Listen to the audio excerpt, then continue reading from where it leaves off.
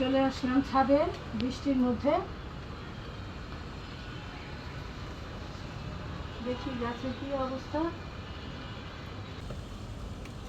আর বেলি ফুলটা দেখো কি সুন্দর হয়েছে গাছটা, হ্যাঁ, জড়োয়া হয়ে উঠছে। আর ওইদিকে তো আমি যেতে পারবো না, এই যে তুলে নিচ্ছি। মাশাআল্লাহ, অনেক ঘ্রাণ ফুলের। কি আর করবো, বৃষ্টির মধ্যে এখানে পানি জমে যায়, তো তাই ছাদে উঠলাম। খুব সুন্দর বেলি ফুলের ঘ্রাণটা। আর এই যে বিলাতি ধনিয়া পাতার এটা নিয়ে আসছি, কিনে আনছিল, এখন এগুলো লাগিয়ে দিব, যে কোনো একটা জায়গায় লাগিয়ে দিব আর কি। মাটি নরম আছে, লাগিয়ে দিলেই হয়ে যায়। আজকে মোটামুটি সবগুলো বেলি ফুল তুলবো। হ্যাঁ, এই পাশে যেতে পারছি না, তাই ঝিনুককে পাঠালাম ওই পাশে। কেমন ফুল ধরছে ঝিনুক? অনেক না? আজকে মালা গাঁথবো। হ্যাঁ, আসসালামু আলাইকুম, সবাই কেমন আছেন? আলহামদুলিল্লাহ, আমি ভালো আছি।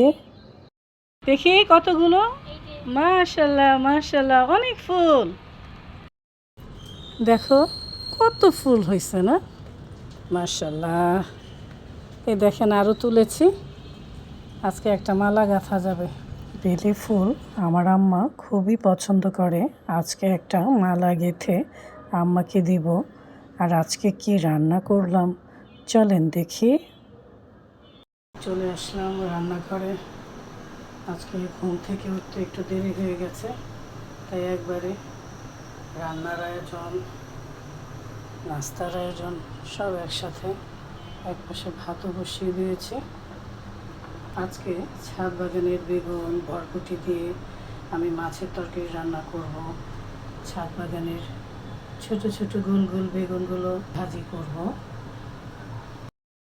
আজকে আর কোনো রেস্ট নেই, খুব তাড়াহুড়া করছি, রান্নাও করতে হবে।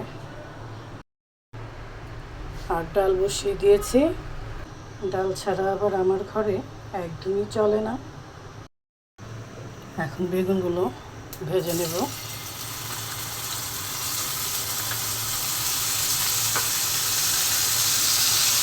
এবারে বেগুনের সাইজগুলো বেশি বড় না, তারপরে আলহামদুলিল্লাহ খেতে তো পাচ্ছি।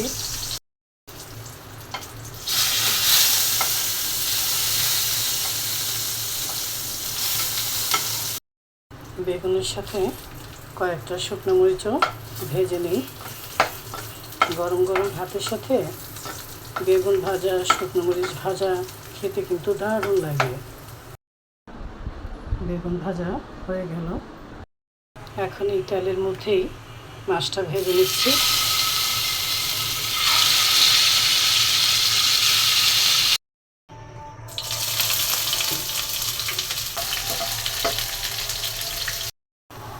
মশলা দিয়ে দিলাম, অল্প করে পানি দিয়ে দিচ্ছি। দিয়ে দিচ্ছি আলু। আলুটা সিদ্ধ হলে তারপর আমি সবজিগুলো দিব।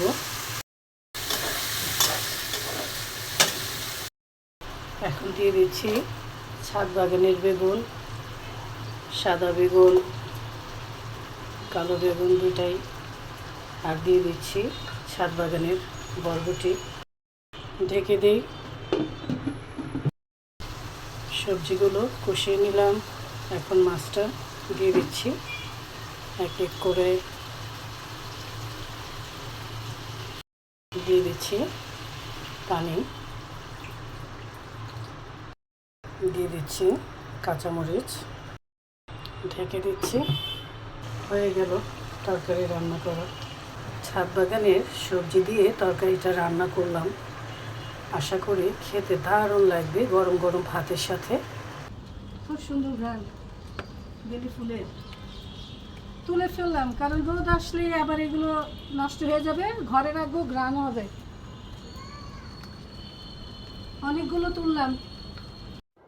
বৃষ্টির মধ্যে ছাদে এসে ভালোই হলো, অনেকগুলো বেলি ফুল তুলতে পারলাম। আজকে এই বেলি ফুলগুলো ঘরে নিয়ে যাব, ঘরে নিয়ে যেয়ে মালা গাঁথবো। সবাই ভালো থাকবেন, সুস্থ থাকবেন, আর বেশি বেশি করে ছাদ বাগানে গাছ লাগাবেন, ফুলের গাছ, ফলের গাছ, সবজি গাছ। এখন আসি, আল্লাহ হাফেজ।